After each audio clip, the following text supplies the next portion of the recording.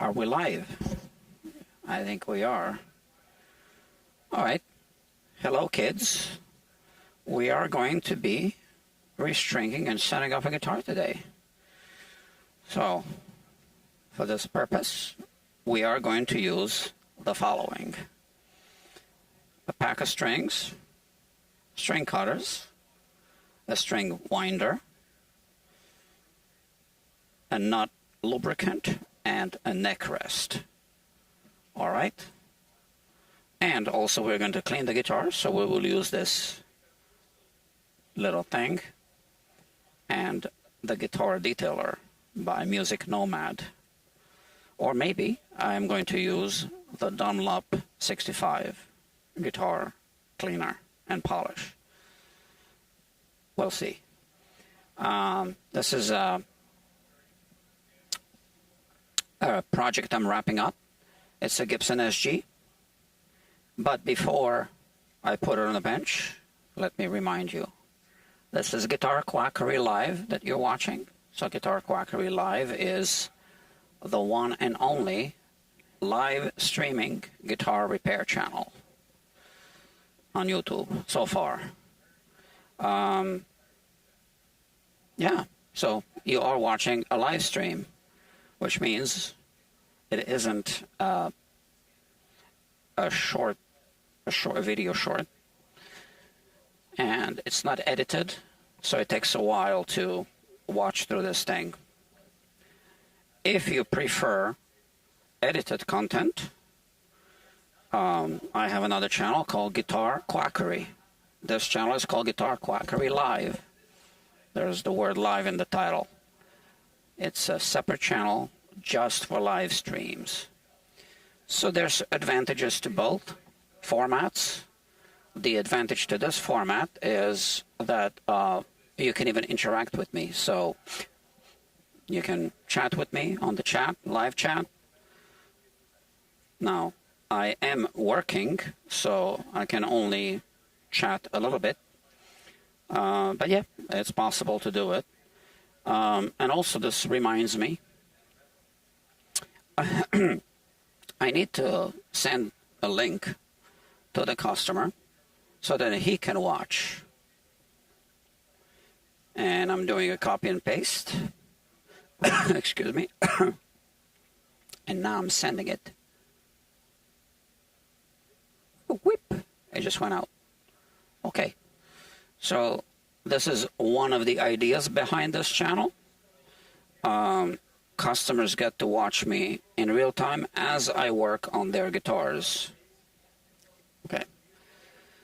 So you are only going to be hearing limited sound, and that's by design because I have a headset, dynamic headset microphone to cut on background noise, because this little shop is located inside of a music studio, so it often gets loud. And we'll need this.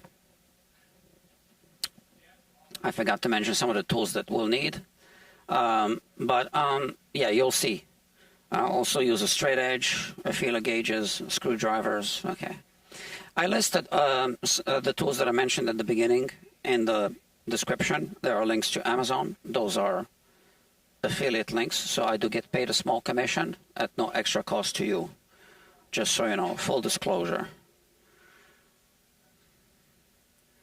Yeah, so if you like the idea of catching me live, then the only way to get notified is to subscribe to this channel and also hit the bell notification. That's the only way. And you can always unsubscribe later if you don't like the format. I did do a lot of work on this guitar and a preliminary setup yesterday, which only was the adjustment of the truss rod. I just got a text message and I need to check it. So sorry, this is my work day. And this is someone from the past.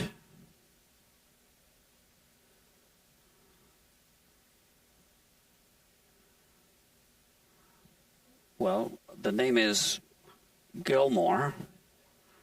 I'm not sure if there's any, if this is the person. Okay, our Fender. Let's fix the sitar buzz, but they made it worse. Some techs made it worse. I saw a video on YouTube of you fixing sitar buzz, and I was impressed. You are my last hope to bring my favorite guitar back to life. Wow, that's a lot of pressure. I work 2 blocks away from you. Dropped off at drop off the guitar with $65. What is he talking about? That's not my fee.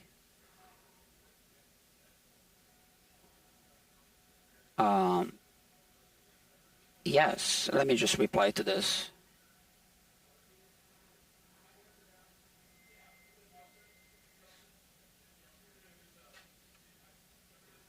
I would be happy to help you.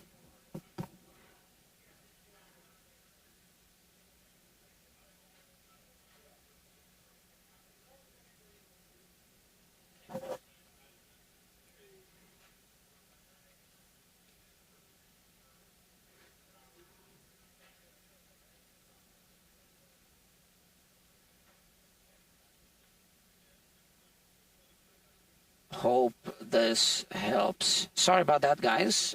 This is my work day and this is my job and I need to reply. Thank you very much. Okay, send. Oh, mush, I see. CH, not SH. Okay. It went out. I replied to Mr. Gilbert. Oh, I was thinking of Gilmore. Oh, okay. No. So, yeah, when I said before. Okay, but anyway, let's get back to work here. So I did like a, very preliminary, eyeballed a little setup yesterday. And my phone is charging, but I think it will survive. Okay, so I can unplug it. Here I have my switcher here on my phone, right? Switcher app. So let me check. You see the truss rod cover is off. Let me check if this is the way I left it yesterday. Or maybe the guitar settled.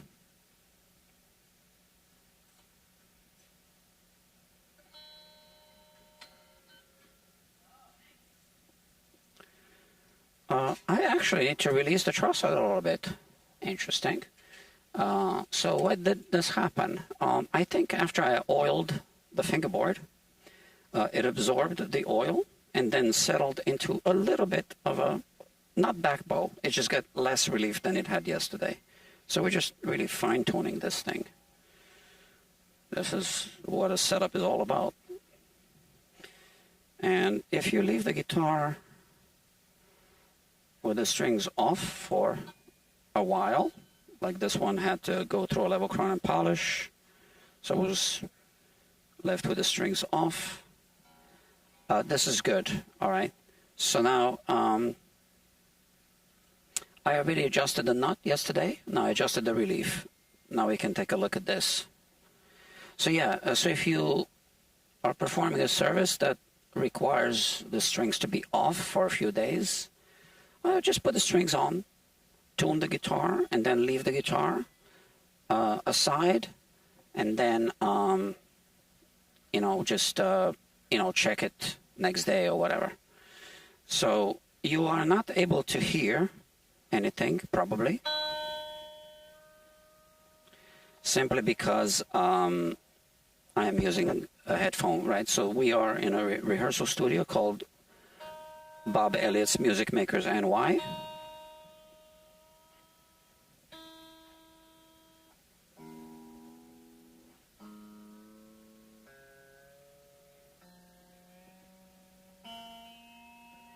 It was actually out of tune. Bob Elliott's Music Makers NY. Where's my thing? Yeah, so Bob Elliott's Music Makers NY is this fantastic rehearsal studio here in New York City.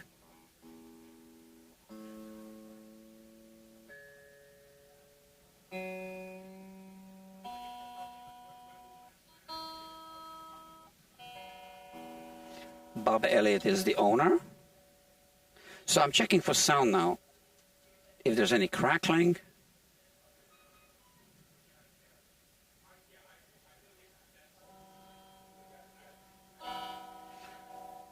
But I don't think you hear any of this.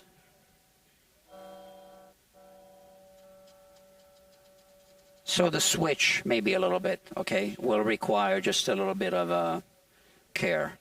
So now, since I did change the tension of the strings a little bit, as I recall yesterday, I just tuned it very brief, quickly, without really tuning it. So let me double check now this thing, relief. I don't think it changed anything, but just in case.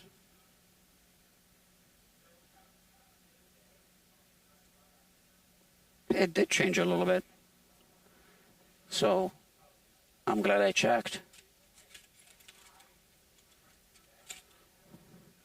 It's still within spec, but I just like to get it right where I want it.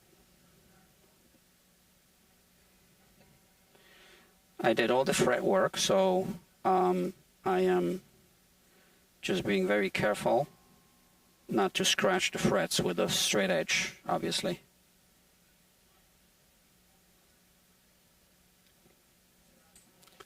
See, I released the truss rod, now I'm tightening it.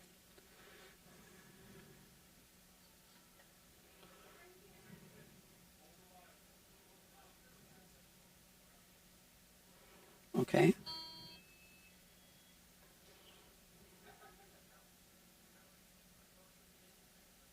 Okay, so we got 6/1000 of an inch on both sides. That is okay. Now we no longer need this. Let's just have a look at the bridge.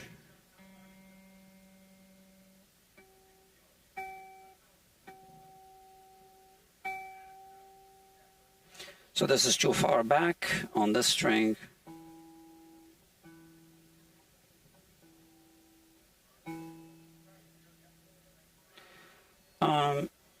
Well, the action is not adjusted properly. I believe that this customer doesn't really want super low action. And these are the old strings. So we're just going to lower this side just a little bit. This is a jack, a bridge jack for the Gibson guitar. You just jack it up so you can turn that thing. Now, I'm just doing a very rough adjustment just to get an idea. Yeah, that's okay. And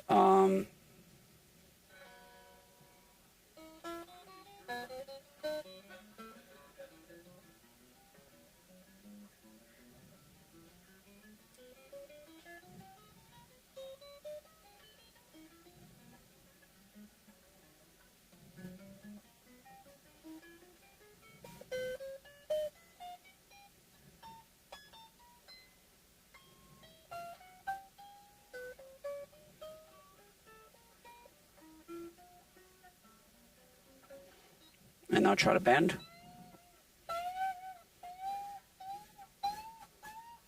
I'm not really expecting any issues with 11s, bending 11s on a 12-inch radius with a height of 61/1000 of an inch. And I don't even need to check the bass side because we'll do all the checking when I put the right strings on. So now let's just remove these strings. And I am going to clean the guitar a little bit, lube the nut, put the right strings on, finish the setup. Okay, this shouldn't take too long. And the customer said he wants to pick up the guitar next week, but I just want it to be off the list. He has been patient, because I had a lot of work I had to catch up to this guitar. And I knew we were also going to be putting it on the live stream, so guitars that I'm putting on the live streams usually need to kind of wait in line a little bit sometimes. I don't know if I should save these strings for anything, because they are 11s. Yeah, maybe. They're still kind of good, and I like always to have sacrificial strings. Let's say to cut the knot, do things like that. Just so I don't need to charge the customer for another pack of strings.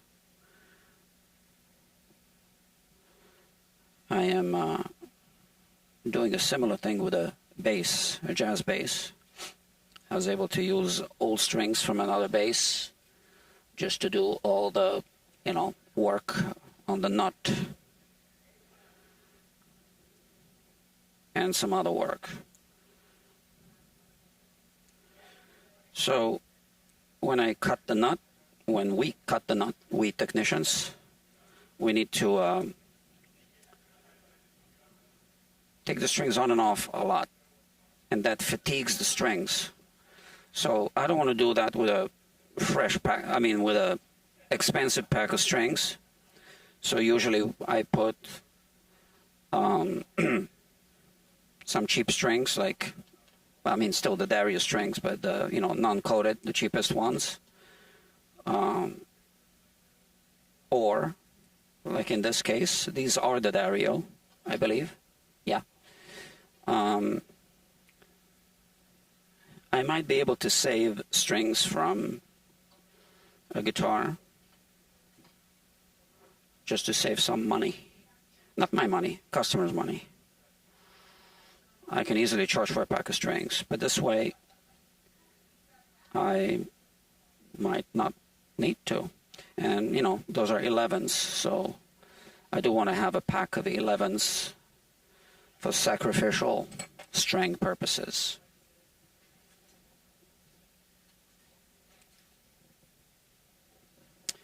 Okay, I'll deal with this later.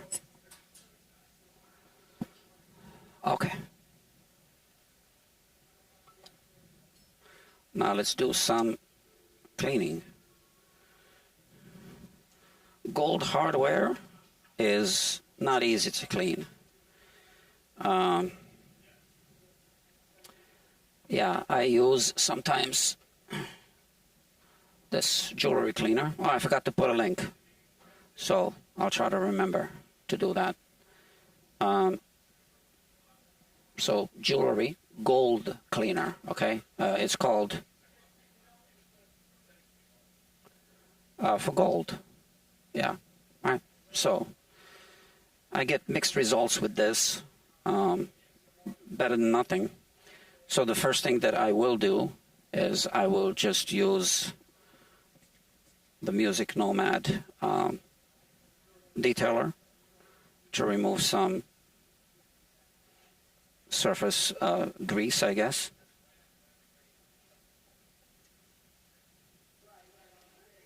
So this is why I wasn't really wasting time adjusting the bridge height, because now I'm turning these posts, obviously.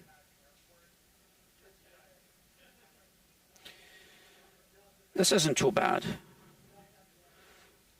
Gold tends to look ugly when it's, well, it doesn't corrode, but there's like a, whatever, patina, a film that builds up.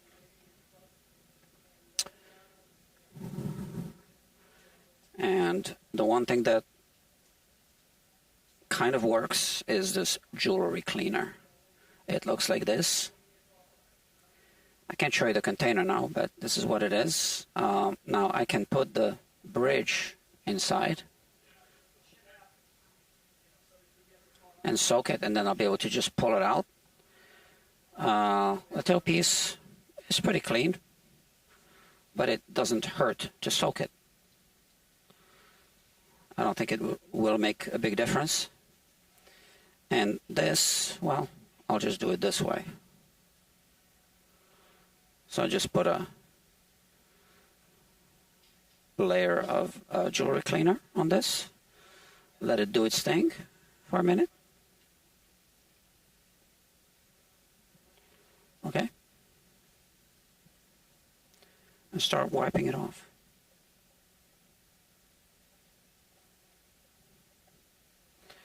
I can see some scratches from the strings. That's basically, you know, wear and tear. It's not going to be possible to clean that off, right? That's just a scratch from the low E string here, I can see. All right. Look at that. Looks pretty good.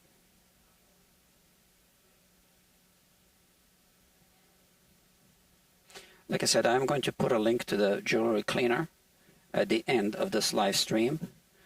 So, you know, if you want me to, you know, get a commission, don't rush and buy it now. Wait until I put the link, because it'll be an affiliate link. But it's really nice and clean. Look at that. Oh, I didn't show you a before and after thing. It wasn't bad, but now it's better.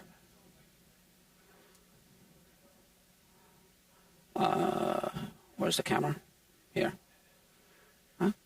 Okay. So if you ever try to clean gold hardware, it's gold plated. It's very difficult to clean. And this works. Like I said, mixed results, not always perfect. But better than anything else I tried. So this is made for gold, and this is gold plated, right? Now, don't ever try to use this guitar polish or any kind of metal polish on gold-plated components. That's too aggressive. You will end up removing the gold plating. Guaranteed. Okay, so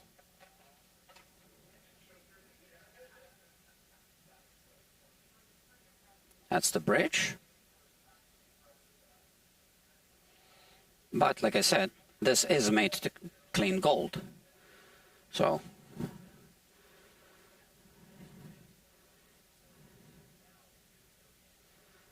look at that. So it's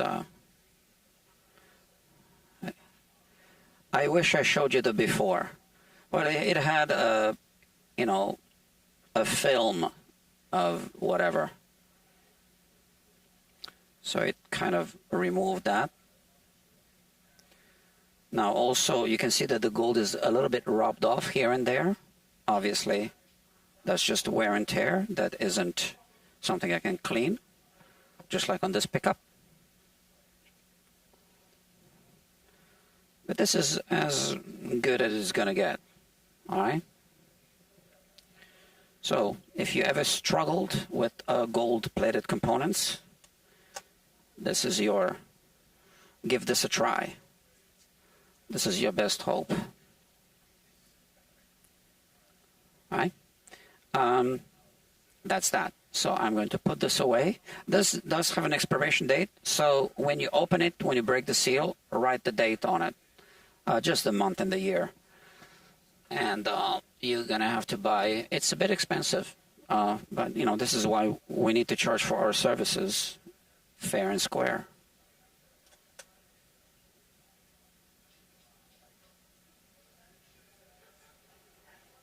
Look at that. Okay.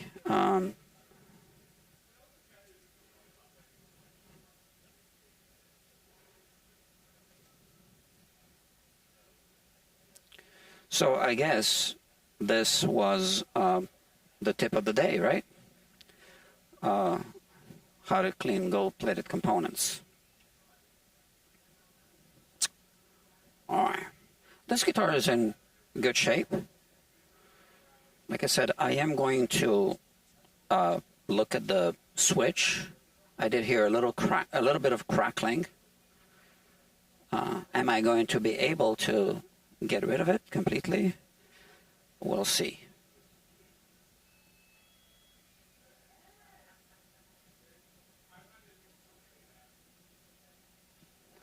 Okay. So why don't we do that right now? So I do these live streams, so obviously whenever I happen to drop a hammer on a customer's guitar, they get to see it in real time. And then they can watch a replay in horror.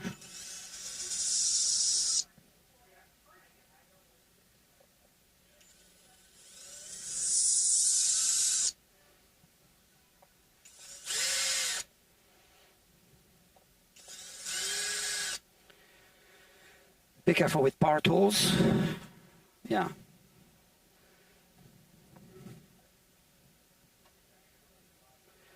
See, I should put a link to this as well. This is a very useful tool. It's I don't know what it's called. It's to pry open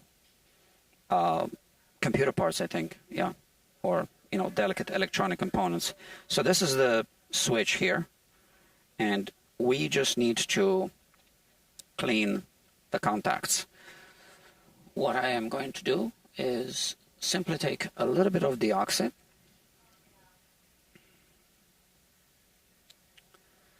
and you know what, there's something that I've been meaning to do for a while. You know, it's just I have these containers, vials, and yesterday I filled up one of them with a WD-40, which, by the way, you can also use to clean these contacts. I guess deoxit is better. So I'm going to do this. So yesterday I filled this one up with WD-40, and this one is going to be deoxit. And there's more than one kind, so this is the D5. So, okay. So I'm just going to write D5 here. Okay.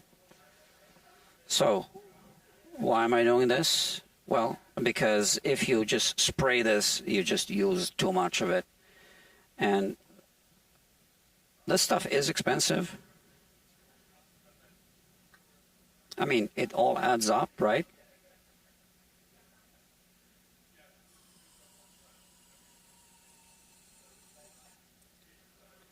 Okay. That's it, just a little bit. So when you don't need to really spray it, you can just put a little bit here. That's it. So you can open the switch like this. So you get between the pads, flip the switch in the other direction, and just put a little bit of deoxit between the pads, close the switch. Now this is going to do its thing chemically, but you also want to do the thing mechanically. So what I'm going to do is just take a small tissue paper,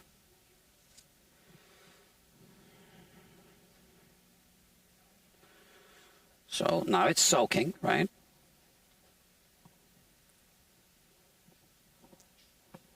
And here, change focus. So you can see here, when I flip the switch, it opens this space, right? This gap. And that's where the contact takes place. So I can just do something like this.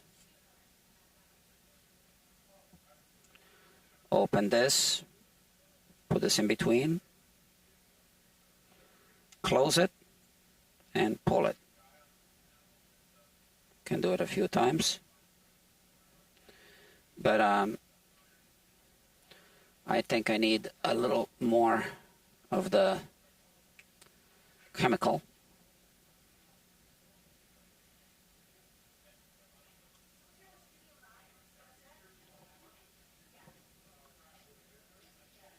This is enough. You don't need to flood it, right?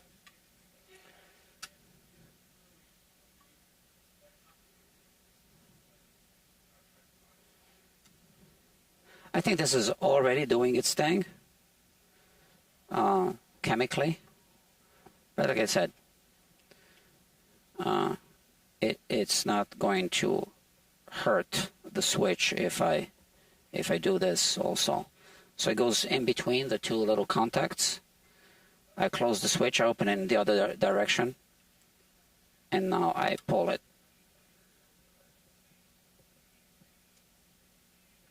Okay, now I open the other side. So basically this three-way switch is a disconnect switch. It's always connected,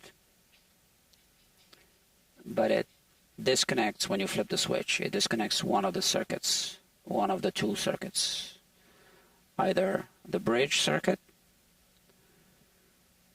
or the neck pickup circuit. Don't expect to see any dirt. It's all microscopic.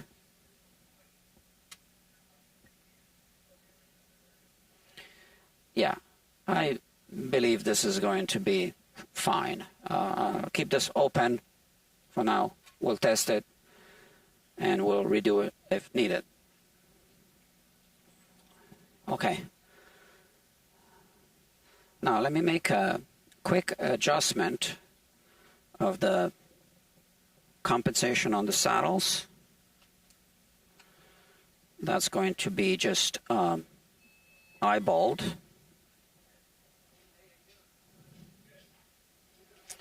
So we kind of know what the pattern should look like visually.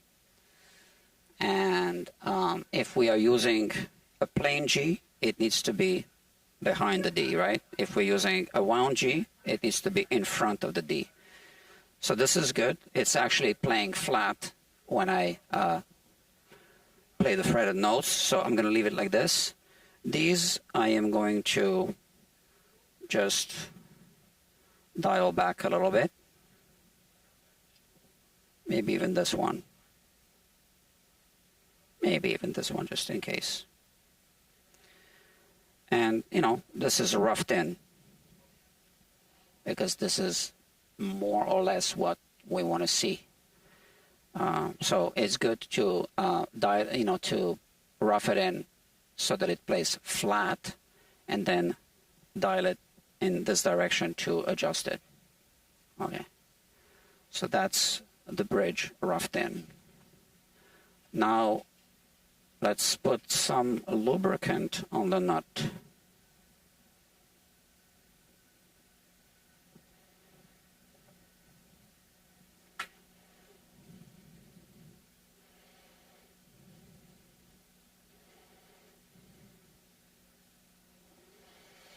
It helps with tuning stability.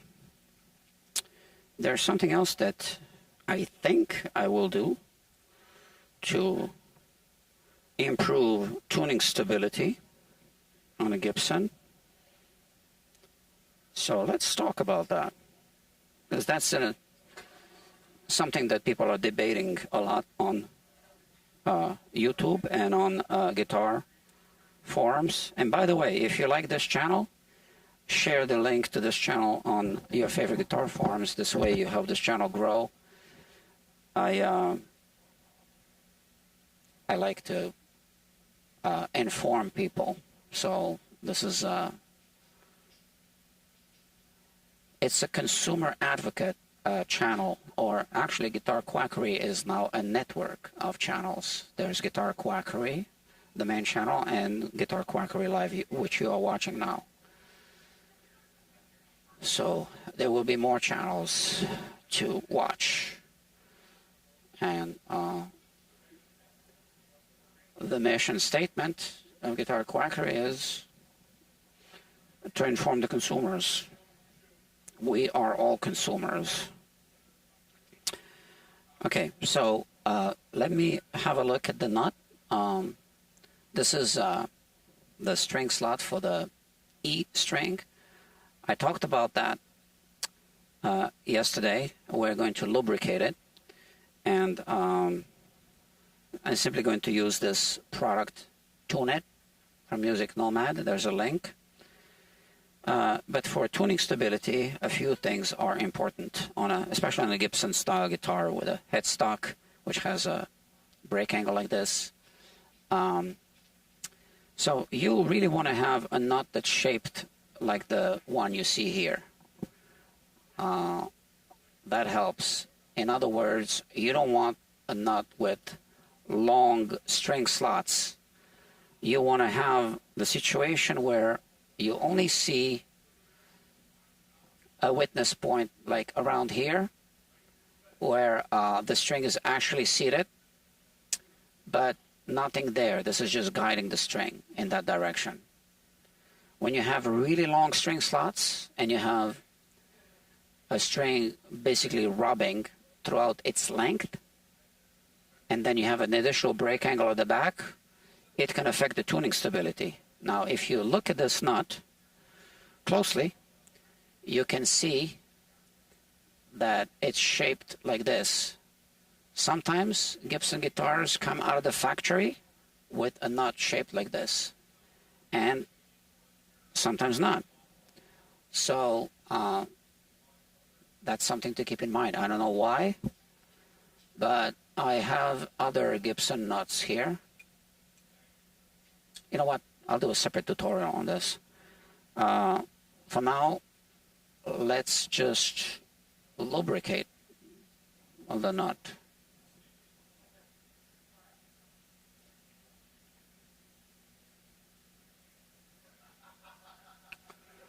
Okay, this is pretty straightforward. We'll just take a little lubricant, and now we just lubricate the string slot. Okay, and we'll do this one as well. Now this is plenty of lubricant, even too much, and then we move over to the next string. Now you can see that the string slots get tighter, which is why I have this modified brush. I basically just took the tip off so that I can put some lubricant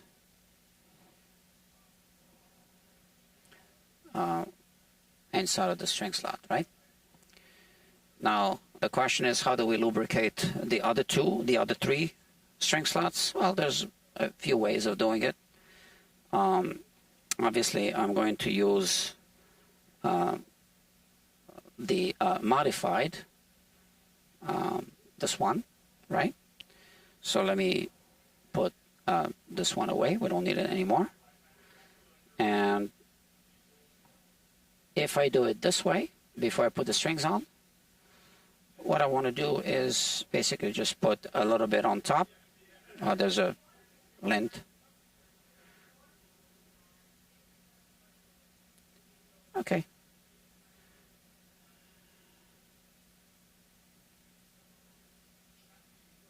I could do it this way. That's it, right? Nothing special. Another way to do it is when you put the strings on, you can lubricate the bottom of the string before you tune it to pitch. And then as you tune the string to pitch, it'll carry the lubricant into the string slot. Now the other thing that we do for tuning stability is we make sure we don't put too many wines on the tuning posts, which is what I'm about to do. You will see that the stringing method that I'm about to use is not a very commonly used one. I didn't invent it. I don't know who invented it, but you don't see it often. Okay. Sometimes I actually see it when I work on guitars. I see that other people do it. So here we have these strings. So these are the Dario XS. Fantastic strings. And by the way, this is a non-sponsored comment. Nothing in this video is sponsored. But these are fantastic strings. Yeah, the Dario XS. If you don't like this type of coating, the Dario also makes strings with a different coating. So this coating is a wrapper around the wound strings and a liquid, I call it vapor coating, but it's not really vapor, around the plain strings. Now, if you want strings without the feel of the wrapped coating, then get the Dario XT strings. Now I know Elixir strings are very popular, but if you open a pack of Elixir strings, you will see that the strings are individually packaged on the inside. Only 3 of the individual packages in an electric guitar string pack of Elixirs say something about the coating. But here, all 6 strings are coated. You saw that I put the strings through these holes carefully without damaging the coating. That's important for the XS coating or Elixir. XT coating, not so much. But this is a microscopically thin foil that's wrapped around. So if you just pull the string, zip like this, you can damage that coating. So you pay extra for the coating, and then you damage it. Doesn't make sense. But if you're gentle, the coating doesn't get damaged. Now, it doesn't matter so much on the plain strings because they don't have the same type of coating. And also they don't have the windings, so it doesn't feel like a zip tie when you are just pulling it quickly through. Okay, so this goes here. I like to put this here to hold the bridge. This is my method, my little tech tip, I guess. So I broke my own rule here. Always close the case.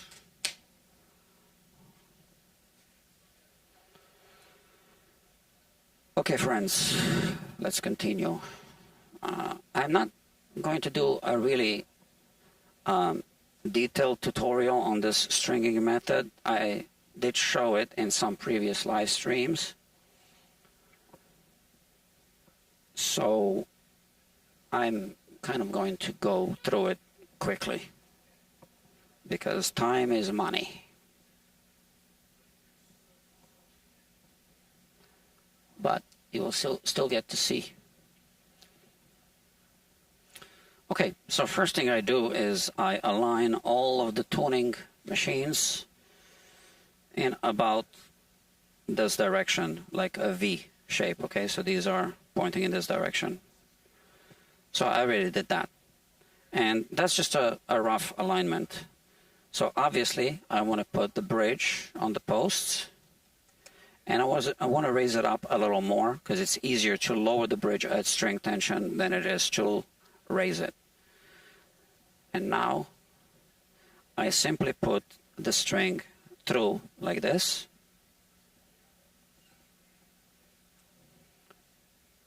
I adjust it at the saddle. I hold it kind of tight and take the string up and take a measurement on the 12th fret. And I want to maintain the position of the string like through the knot and all. And that's my measurement. And now here I am going to just kick the string like this. So the number of winds isn't the same on every tuning post because of the thickness of the string. So here on the E string, I just do this. Okay. So this one is like a common lock on the low E string, but the other strings you will see are different. Well, one thing that's maybe not common is that I'm going to wind it above that first wind, okay?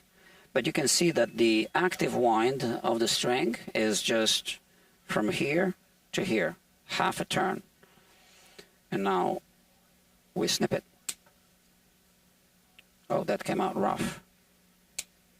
Better. Okay. Now, this low E string is holding the bridge to double check everything. Kind of check the height. So if I feel that I need to raise it, I do it now, which I am about to do. Just a tiny touch. I want it to be higher than I want it to be at the end. So I'm just eyeballing this. Now, it's time to do the high E. Once again, needs to go through the saddle. And here, I just put it through. Put it through the string slot. Keep it at the saddle. Keep it somewhat tight. And take a measurement. Now this height is going to be different, much lower, because the diameter of the string is smaller. And here, so now I need to switch. Here I go like this. I hold the string like this. And I go under. Now over here, in between, on a thin string, I can do 3 turns. Like that, and boom. And now, there's just a little bit of slack that remains. And here, look, very few turns. That's it. Okay, it's almost like a locking tuner. And it's not tuned to pitch yet. So I'm going to have a little more of a turn there. But I kind of check the height now. It's a little bit above. This one is still a little bit below. So let me raise it up a little bit. And I know this customer doesn't really want super low action, if I remember correctly. So I'm going to start a little higher. Now, the action is going to go even higher when the strings are tuned to pitch, because they're going to pull the neck. Okay, so now we continue. Okay, so I explained a lot already. So now I just need to get this down to business. Okay, I take my measurement at the 12th fret, which in this case is going to be higher.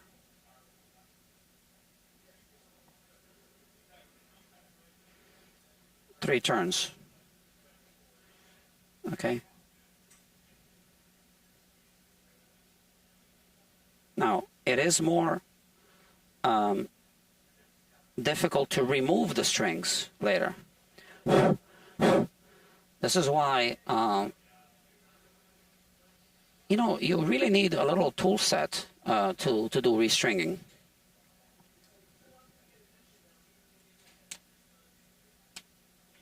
So far, the strings aren't in tune, but you can see there's only a quarter of a turn of the active turn of the string, right? And it's still tuned much lower than it should be, so there's going to be a little bit more of a turn, but it does help with tuning stability.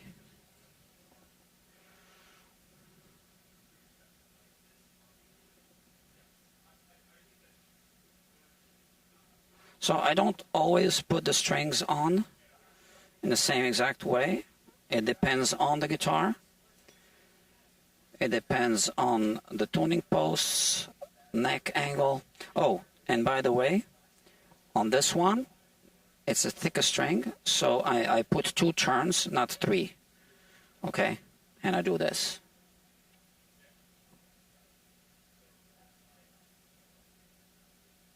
See? That's that. And now, all that remains is the A. And by the way, I also like this very much because you can see I can just put it like this. So all that remains is the, what did I say, the E? I meant to say the A. Did I say the A? Well, I think you know what I meant. The A. And the D. So these are the same string gauges as were on the guitar before. Oh, so here now, this was different, right? Now here I go once and twice around, and here in between. And I really want to make sure it's tight. Hold this tight like this, you see? Around. And immediately do this. Sometimes you need to push it a little bit. Actually, always. And this goes above the winds, okay? So you also reduce that break angle of the string, which also helps. So all those little subtleties, they improve the tuning stability. On this one, again, I take my measurement there at the 12th fret. I'm holding the string tight. Boom. Now I do my winds. 1, 2. Make sure it's tight, like this.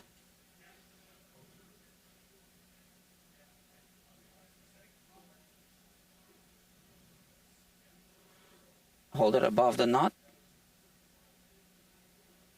And widen it above. You see how I'm tightening the string here? So I don't pass it through the knot too much. So that's good.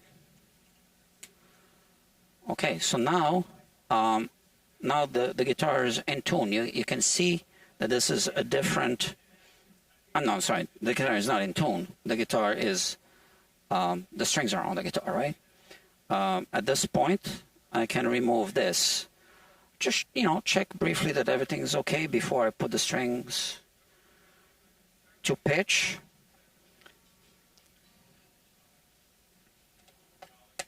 I'm going to plug it in.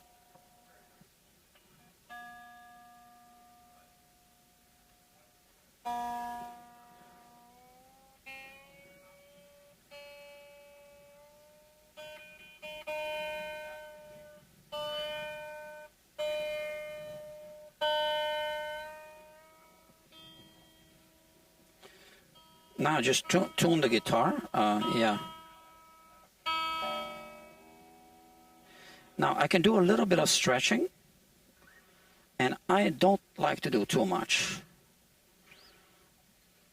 especially not on the wound strings.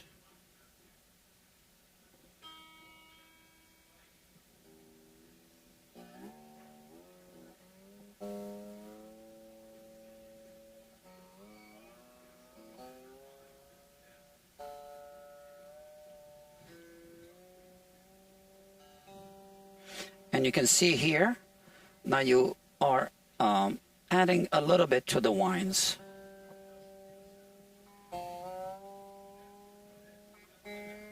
And it's going to add a little more. Sorry, I'm sorry, yeah. Oh, yeah. Okay, great, yeah.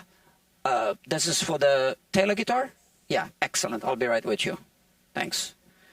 I lost track of time.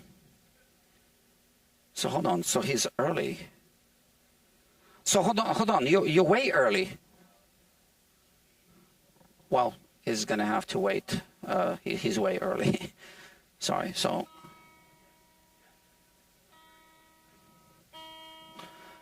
you're way early. What time is it? What time did we have the appointment for? 4. 4 o'clock? I think I'm getting you.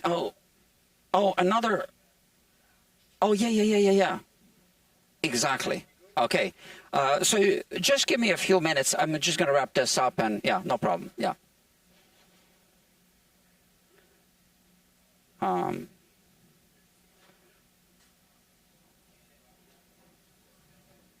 I can see that. Okay. Okay. So you see this is like that. Oh yeah, that's the other appointment that came in. So at this point,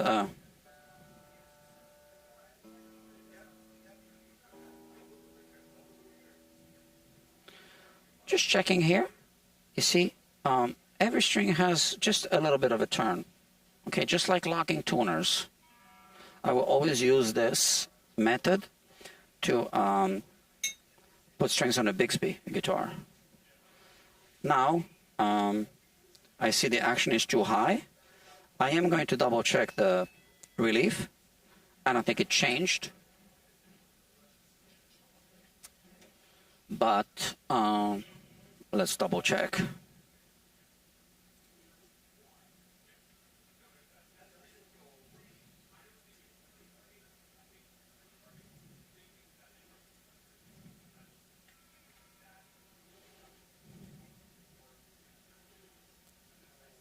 What do you know? It did change a little bit. Okay. Maybe tension between old strings and new strings is different. I don't know. But this is why we double check. So now, as I lower the bridge, because the action is too high, I'm going to have to put more winds on the strings. I mean, just a little bit more of a turn. Okay, not more winds.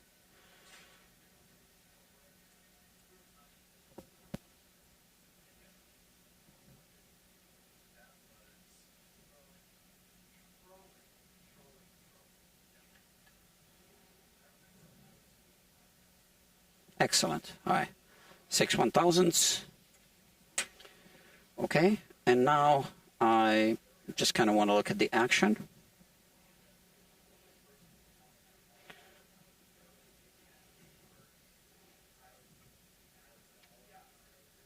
Too high and too high. Okay.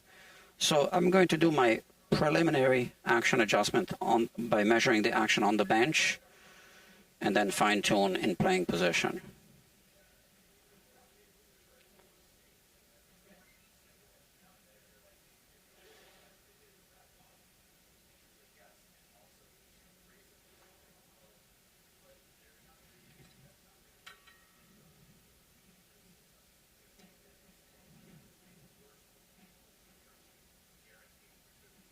So this jack just, raises the bridge a bit, so you can turn the knob more easily. It's made for the Gibson guitar, and it is padded. It does not damage the finish. Like I said, preliminary adjustment on the bench. Fine-tuning in playing position.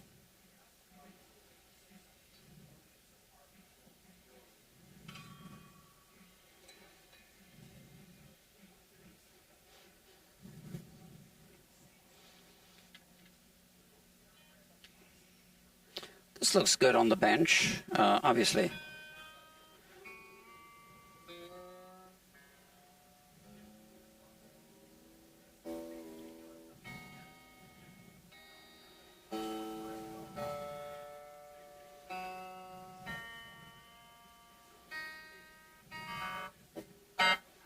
So now check.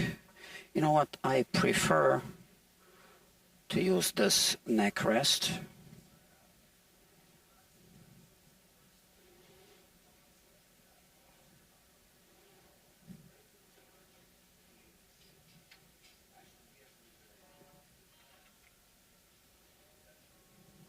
I think this might be the action that the customer likes.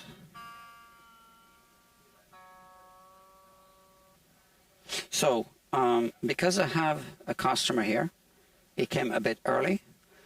I am going to give the customer my full attention. So I'm going to wrap up this live stream. Next is going to be the compensation adjustment, which we do to achieve the good intonation. Get my fingerprints there. And then the pickup height, I'm going to check. Let me check the switch now. Okay, no more crackling. No crackling. So I didn't spray these at all. They don't need to be sprayed. So if it's not broken, don't fix it. Okay, friends. I'm not sure if I'm just going to finish it without, doing a live stream. I might, because, it's just intonation and pickup height. Am I forgetting anything? I don't think so. Put the transfer cover back on, and that's it. Okay, friends, so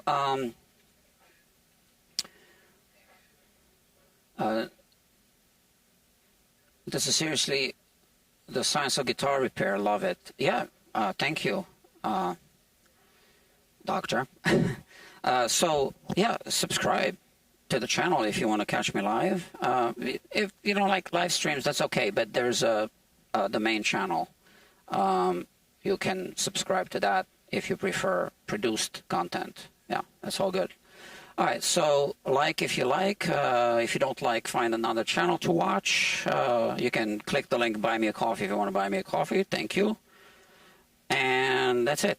Other than that, I'll see you guys soon. Thank you so much. Bye-bye.